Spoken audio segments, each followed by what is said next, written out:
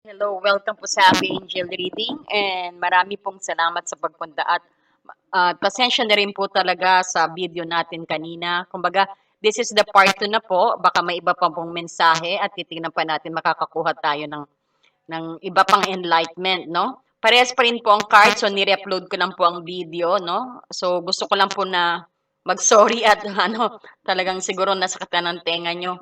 No? So, pero ngayon I think maayos na. So, magbibigay tayo ng karagdagang points po, no?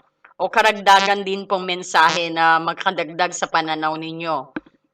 No? Dahil alam naman natin ang mga Taurus is malaga sa inyong security at consistency, no? So, kaya liliwanagin ko po uli, no? Ayan, na-cleanse ko na po ang mga card, no? So, parehas din po ito, ni-upload ko lang, tapos papaliwanag ko po ng lalong mas no, mas detailed sa inyo. At sa muli po, nanghihingi po ako ng sorry, no? At medyo ang Taurus natin reading is magulo po, no? Ang sounds may diferensya. So, ito po, no? So, anong tingin mo sa, meron kang Queen of Swords? Anong tingin mo sa relationship? No? Kapag may Queen of Swords ka rito, ibig sabihin is clear and intellectual and honesty. So, nakikita mo ang sitwasyon ng walang emotional filter o drama. Parang nais mong ng truth at malinaw na komunikasyon. Sinasabi din natin ikaw ay matalino, no? At invade mo ang energy ng Queen of Swords. So, mas standard at handang putulin ang anumang hindi totoo, hindi nagsiserve sa iyo sa relationship. And, titingnan pa natin, no, na? So, itong Three of Cups naman, no? Ito yung kagaya ng sinabi ko, celebration, friendship, and community. Ito rin sinasabi na gusto mo ring dagdagan na parang ang inyong relationship is magkaroon ng, sabihin natin na, friendship, no? Parang gusto mo rin yung pagiging clear at prangka. Nakikita mo rin ang relasyon bilang isang source of joy because this is Three of Cups also, source of joy at suporta at pagiging magkaibigan. So may potential ito para maligaya at harmonious na pagsasama. So makikita mo rin, no, Taurus, na ang idea mo sa isang relasyon ay isang harmonious, no? Laging nag-uusap, may komunikasyon, at parang treating just like a friend. At nakikita din natin dito na ang pundasyon, parang tiwala ka na ang pundasyon sa isang magandang relationship ay ang pagiging parang magkaibigan din na walang sikreto, no? So, and mayroon kang Ace of Swords in reverse dito. So, ito yung sabihin natin nga talagang bukod sa communications is real sa'yo, is mahalaga sa'yo. At nakikita naman natin sa persons mo ang kaibahan nyo, no? Itong Ace of Swords in reverse, parang wala siyang tiwala or parang tingin niya sa relationship is hindi mag-grow or sabihin natin na walang forever po, no? Okay. So pag nakita natin itong Ace of Swords in reverse, ito rin yung may halong pagsisinungaling. So nakikita niyang relationship, it's not parang not perfect, which is okay naman, pero nakikita niya na ang relationship ninyong dalawa is maaring hindi rin magtatagal, no? He believes na walang forever. Ang tingin niya rin sa relationship is mapuputol. Because ito nga may Ace of Swords in reverse at kung nakikita mo itong Ace of Cups in reverse, this is separations din also, no? So, pag ko-combine mo tong dalawang ace, no? Hawak mo nga ang alas, hawak niya nga ang alas pero nakikita mo kung paano niya dalhin yan, kung paano siya maniwala, kung anong prinsipyo niya sa pagmamahal at kung ano ang kung ano ang paniwala niya na walang forever sa relationship. Na parang actually handa siya rito na no matter what happen, parang defense mechanism na rin niya yan eh. Kasi sabihin natin baka marami na siyang na-experience. And then itong Five of Cups Fives of Wands, no? This is competitive. So parang ang tanong natin dito is paano kayo nagkakita o nagkakilala or sabihin natin paano nag-start ang connections. Medyo kayo siguro parang no, parang magkakompetisyon or sabihin din natin na salungat ang inyong paniniwala sa isa't isa. Maari rin na mahilig sa away ang ano mo, parang brusko, parang magino, parang ano, no, parang sabihin natin na ang persons mo siguro is medyo malalapit sa away, no? Or sabihin din natin nagkakompetensya din kayo bago kayo. And then may ano din na may devil. So nagko-connection kayo dito because of the sabihin natin may connection sa bisyo o may connection sa extreme, may connection sa sex, may connection din sa mga grabe ay sa mga extreme na gawain. This could be also habit, no? Siyempre, sabihin natin na baka magkaibigan kayo nito, magkasama kayong mag-jamming, magkasama kayong mag-unwind, o magkasama kayong mag-disco, magkasama kayo sa inuman, magkasama. Kumbaga talagang para siguro din nag-start din kayo as a friend na talagang alam mo yung baho niya, alam din niya ang baho mo. Parang magkakilala na kayo, na pero nag-start pa rin siguro 'to na medyo may pag-aaway din kayong dalawa, 'no? Or sabihin natin in the middle of the fight kung makikita mo sa litrato may nag-away-away, 'no? At dun siguro din kayo nagkakilala or sabihin din natin na natukso ka din sa kanya, 'no? And then 'pag ang strength naman ninyo is you have the magician. So 'pag itong magicians nandiyan na 'pag kayong dalawa nagsama actually, parang lahat maki-create things ninyo. Parang maganda ang chemistry ninyong dalawa. Isang isang medyong sabihin natin na hindi gaano maayos na tao at ikaw maayos na tao, 'no, Taurus. Parang ikaw ang ang magbi-build ng structure dito. Kumbaga 'pag kayong dalawa nagsama, meron kayong makiki-create something na magiging successful sa inyong dalawa. No, especially ang magicians is andiya diyan that this parang hawak niyo ang dalawang ingredients, no? Ayun nga, parang opposite attract, parang sabihin natin parang ilaw, na 'pag negative at saka positive nagsama, may ilaw, 'di ba? Nakikita niyo, siguradong naka-on siya. So ibig sabihin kayong dalawa is a good chemistry na magkakaroon ng kaliwanagan ang inyong espasyo, no? Especially ang magician supported by all the universe, parang lahat ng sangkap nasa inyo. Lahat ng kailangan nyo na para magtagumpay at magkaroon ng maganda at matatag na relationship, no, is nasa inyong dalawa. Yan ang strength nyo. Ang inyong teamwork na sinasabi o ang inyong chemistry or ang inyong connection, no? Ito rin yung parehas kayo siguro ng skill o siguro din hindi parehas kayo ng skill. Iba-ibang skill ninyo na nagagamit nyo sa oras na kailangan nyo. Kasi ang magicians, kung anong wala ka, meron siya, no? Kaya kayang-kaya nyo mag-create ng bagay o kayang-kaya nyo maging matagumpay. May utak ka, siya o hindi gaano matalino. Pero marunong siyang kumilos, magaling siya, marami siyang connection. So kaya, yung may rami siyang resources, sabihin natin, kaya swak na swak para makabuild pa rin at para hindi matuloy kung may plano man kayo mag-business, no? And nakikita mo may Page of Cups. Itong emotional new beginning ang tinasabi dito at gentle feeling din naman siya. Kumbaga makikita mo rin sa kanya ang pagiging gentle niya at ang pagiging sabihin natin na ang Page of Cups, ito rin yung new beginning ninyong dalawa, no? Kung sabihin natin, ikaw ganyan, siya rin ganyan. Kumbaga yung start ninyo when you connect, makikita mo very romantic kayong dalawa at talaga yung may respeto kayo sa isa't isa even though na alam nyo yung mga nakaraan ninyo. Parang you are building a new emotional beginning, no? At makikita mo rin yung pagiging, parang makikilala nyo ang isa't isa, makikita nyo yung soft and heart ninyong dalawa, even na magino medyo bastos ang persons mo or ikaw. Tapos siya naman, no? Prangka din siya, no? Prangka ka rin, Taurus, actually. Pero makikita mo rito, ang combinations ninyong dalawa is swak na swak, no?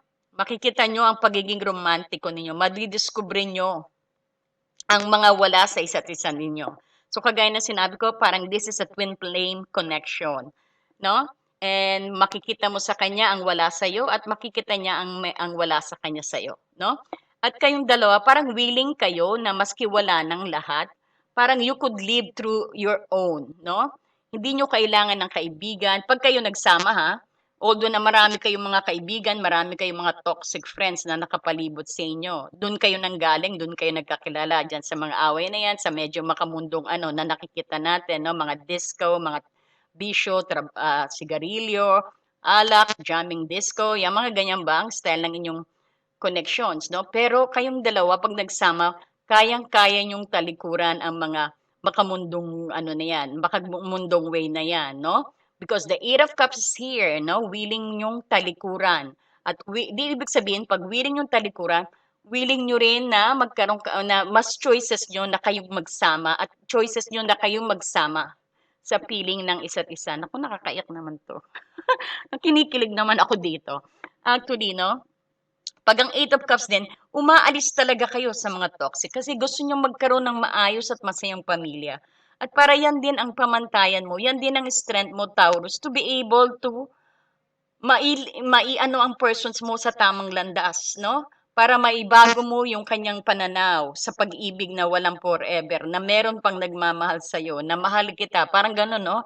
Parang willing siya, no? Actually, makiki-cooperate siya na move away diyan sa mga toxic, sa mga paniniwala niya.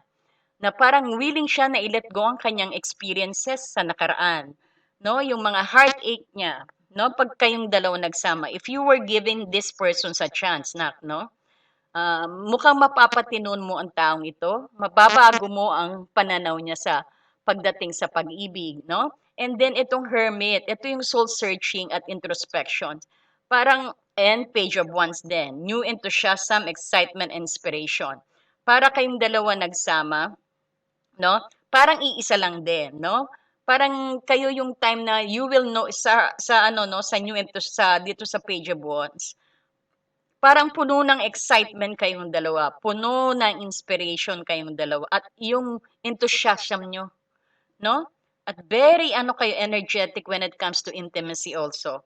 And itong hermit na sinasabi, no? Yung soul searching naman, parang doon nyo makikita yung isa't isa ninyo, na lalo kayong nag-grow sa pagsasama ninyo, no? Kasi itong soul searching, parang both of you are looking what is empty and what is full, and what is missing and what is not missing. Parang makikilala nyo lalo ang isa-isa ninyo, ang makikilala mo lalo ang sarili mo, Taurus, at makikilala mo lalo ang sarili niya, no? So napakaganda ang tuwing combinations din yung dalawa. And now, no? Pag itong ano, ang maganda, yung good influence ka. O kung ikaw yung nasa bisyo, good influence siya sa'yo. Na sigurado siya rin, gusto niya rin magbago ang ano niya, no? Magbago ang pananaw niya. Gusto niya rin na magkaroon din siguro ng maayos na pamilya, gusto niya rin magkaanak, no? So makikita mo ang dynamic ninyong dalawa rito. Kahit na iba yung kinalakihan nyo, kahit na ibang space ninyong dalawa, ano, no? Pero once na kayong nagsama, nag-combine ang puso ninyo, effective, no? Ayan. Kakatuwa naman. And then our next is ito. So maaring ito is reminder ang inyong outcome, na parang reminder na kailangan lang din ng wag kayong matakot, or ikaw wag kang matakot na nabigyan ng chance ang persons nito. Dahil ipinag-connect nga kayo no? Dahil may purpose ka at may purpose din siya sa'yo. And this is a twin flame relationship, I think, what I'm reading right now. Kasi parang makita mo rin kung sino ka talaga. Makita mo rin kung anong klase ka. Makikita mo sa kanya ang wala sa'yo. Makikita din niya ang wala sa'yo, ang wala sa kanya. No? So, makikita mo na yung takot din, no? Huwag kang matakot. Kasi nakikita natin ng outcome is parang may takot ka rin, no? O matakot din siya. Yun nga, yung parang guilt, walang tiwala sa sarili. Thinking too much, overthinking sa relationship, no? So, if you watch this, actually, hindi mo dapat wag mong kailangan katakutan ito. Magkaroon ka ng lakas na loob, dahil kung talagang mahal siya, dun mo rin may papakita ang pagmamahal mo, no? Kumbaga, for better or worse kayo, na willing din siya magbago or ikaw willing magbago. No? So itong Nine of Swords na to, do not overthink too much, no? Kumbaga, give him an opportunity, lalo na may Four of Cups ka.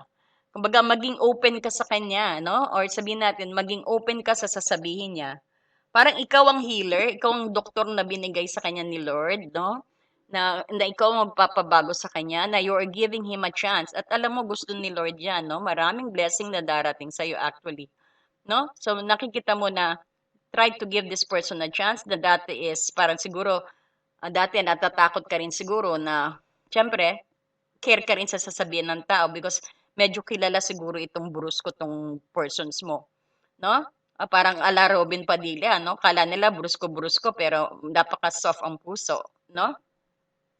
So, I could also see here na you might be dealing with ano no, with Pisces, Cancer and Scorpio and Aries, Leo, Sagittarius, no? So, nakikita mo rin dito, no? So, mag-explain pa tayo dito sa dalawa. Do not fear having a relationship. I-welcome mo siya sa buhay mo, yan ang sabi, no? So, titingnan natin kung suning archangel ang maggagabay sa'yo na. So, ipakilala mo sa kanya ang tunay na pagmamahal, no? Para magbago ang kanyang ano. Ayan, so maaari rin sabihin natin na medyo may indigo children dito, sabi ng Archangel Metatron. So, ang mensahe din nito is may kapangyarihan ka na mapaamo or sabihin natin mai-motivate ang mga tao. It could be also na mas bata siya sa'yo, no? Na medyo may pagka-childish, medyo pa siyempre teenager ang ano, teenager ang pag-uutak pa, sabihin natin medyo immature. Pero ikaw daw ang magpapagaling dito, ikaw daw ang magbabago ng buhay nito. No, means that is your power na nagpagalingin. Kung bakit siya kinonect sa'yo because you have a purpose also. No, na magaling ka raw, actually mapagbabago mo siya, maitutuwid mo siya ng landas, may babago mo yung pananaw niya regarding sa mga mabubura mo ang mga experiences niya dati sa pag-ibig last time. Siguro naloko na rin 'to.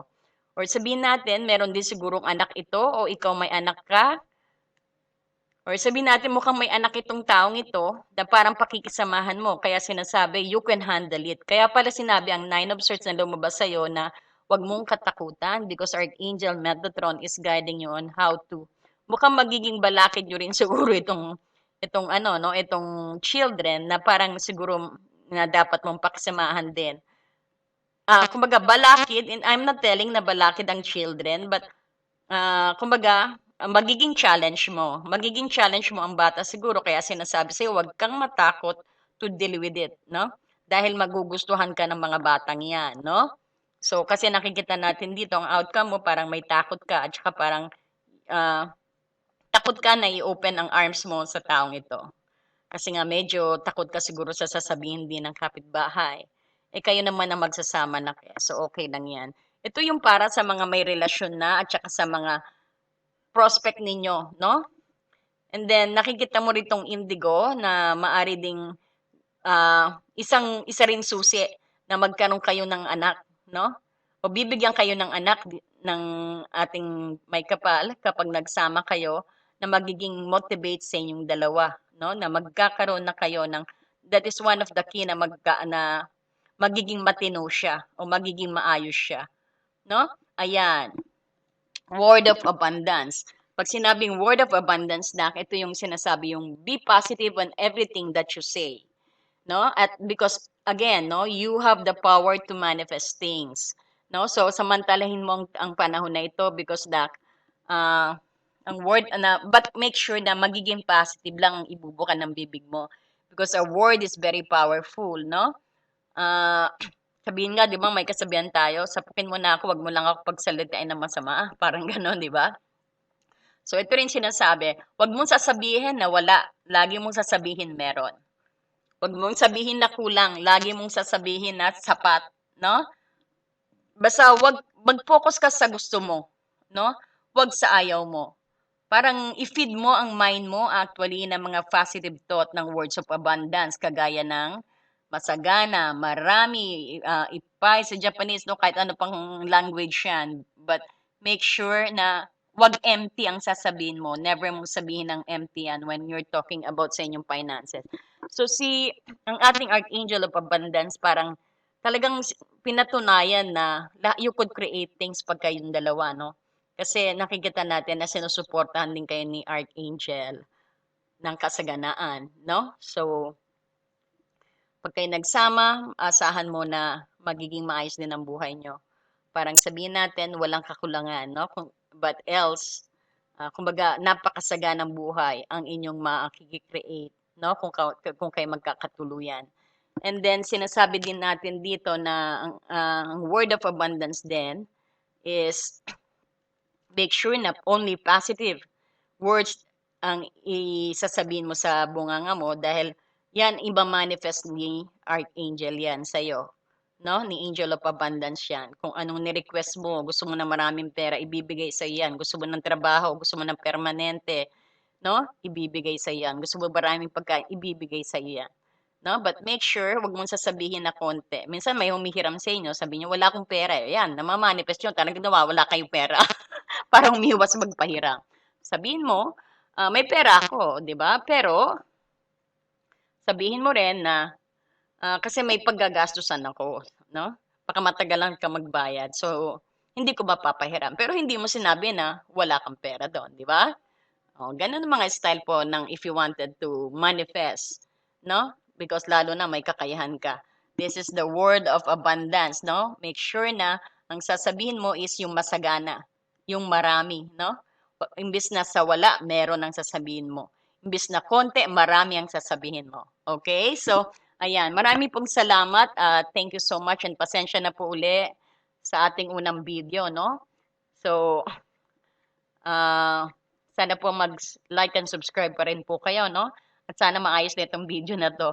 Kasi mapapanood ko lang to pag in-upload ko na, no?